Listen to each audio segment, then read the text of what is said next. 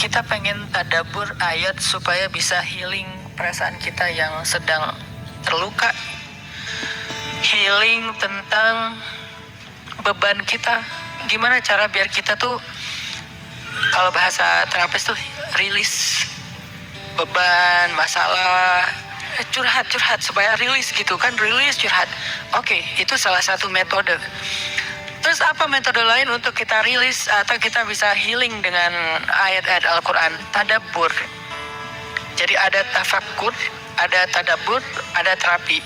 Islam tuh banyak banget hal yang bagus, tapi tidak ada yang lebih indah dan lebih tepat dan lebih efektif daripada terapi dengan tadabbur Al-Quran. Bukan hanya baca, tapi tadabbur Al-Quran. Menghayati, memahami pesan-pesan Allah di dalam Al-Quran. Makanya ketika Nabi punya masalah, obatnya Al-Quran. Itulah kenapa di dalam Al-Quran Allah menyebutnya wasyifaun lima fis sudur. Dia itu obat, penyembuh, bahkan bukan obat. Kalau obat itu dawa, kalau syifa penyembuh. Dawa belum tentu sembuh, bisa sembuh bisa enggak. Tapi kalau syifa ya udah pasti sembuh. Maka Allah menyebutkan Al-Quran itu sebagai bukan dawa, tapi disebutkan sebagai syifaun lima fis sudur, obat hati, obat jiwa, obat mental. Walaupun banyak ulama menganggap bahwa dia juga bisa menjadi obat fisik, dan saya percaya itu. Tetapi yang lebih dahsyat lagi adalah dia memang obat mental. Pertanyaannya, bagaimana menjadikan Al-Quran sebagai syifa, healing? Ayat-ayatnya gimana cara kita mentadabburinya? Semua ayat sama, cuman yang membedakan satu dengan yang lain fadilahnya. Tapi semua sama-sama istimewa. Jadi nggak boleh ada satupun ayat yang kita anggap nggak penting. Alif Lam Mim, apa pentingnya ya? Nun, Qaf, Shad, satu huruf doang. Enggak, biasa aja. Sehingga kita ngerasa membaca ayat itu nggak terlalu istimewa. Sama, satu huruf pun itu istimewa di Al-Quran. Kan kata Nabi, satu huruf seperti 10 kebaikan. Jadi kalau kita baca Nun, udah aja, alhamdulillah udah ngaji. 10 kebaikan loh itu. Tapi kalau udah tahu 10 kebaikan, ngapain satu huruf?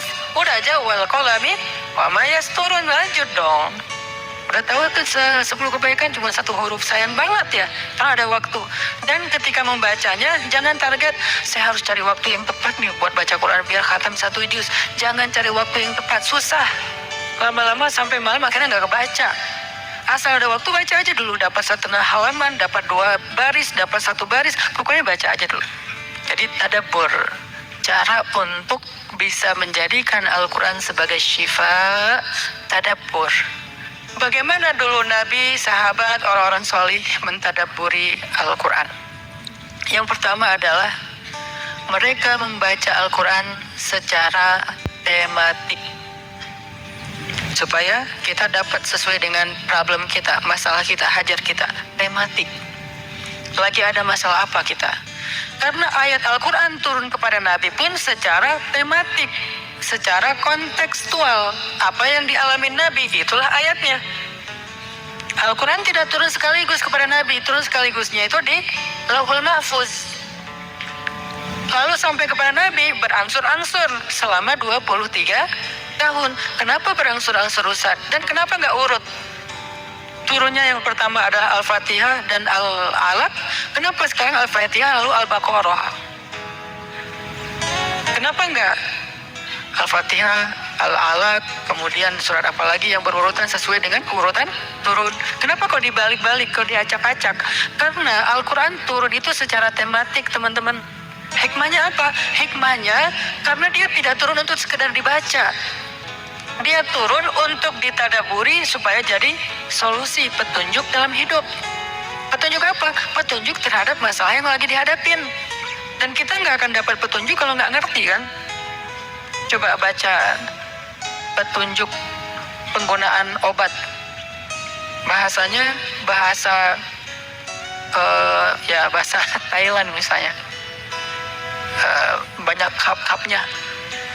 Susah kan kita? Gimana berapa hari sekali? Kayaknya 5 kali sehari deh. Padahal cuma 2 kali sehari. Nggak bisa dapat petunjuk karena nggak ngerti. Maka supaya kita bisa tadabbur, kita pahami. Nah, memahami apa? Sesuai dengan tema. Kita boleh aja bagus banget malah baca Al-Quran secara berurutan, tapi itu target baca ya, target tilawah, bukan target tadabbur. Tadabbur beda sama tilawah. Tilawah tetap dia nggak usah diganggu gugat, udah segitu aja. 1 hari 1 juz, setengah juz, 2 bulan sekali khatam, sebulan sekali khatam, itu lanjut aja udah. Karena itu emang target membaca. Tapi target tadabbur beda sama target membaca. Bikin 2 target. Kalau tadabbur memang nggak panjang-panjang dan nggak berurutan, tematik. Kita mau lagi masalah apa sih? Gimana kita cari temanya Ustadz? 1, bisa nyari ke Simbah. Google, ayat tentang klik keluar. Buat kita yang mungkin kita sama nih dengan saya, masih sama-sama belajar, paling gampang tadi nanya aja ke Google, pakai aja indeks. Atau cara yang lebih, ini kalau mau, saya beberapa kali nyoba soalnya, kalau mau bukan ngetes ya, kalau mau agak sedikit lebih seru nih, agak lebih seru. Tapi kalau belum berhasil jangan salahin saya ya. Kalau agak lebih seru nih, saya suka gini, pegang Quran, lagi ada masalah nih, Bismillah, ayatnya pas, wah ini saya banget nih. Bisa kayak gitu juga metodenya. Jadi kayak minta dibimbing sama Allah aja gitu. Tapi kadang-kadang dapat ayatnya tuh nggak sesuai tema saya, Ustaz. Kata kita.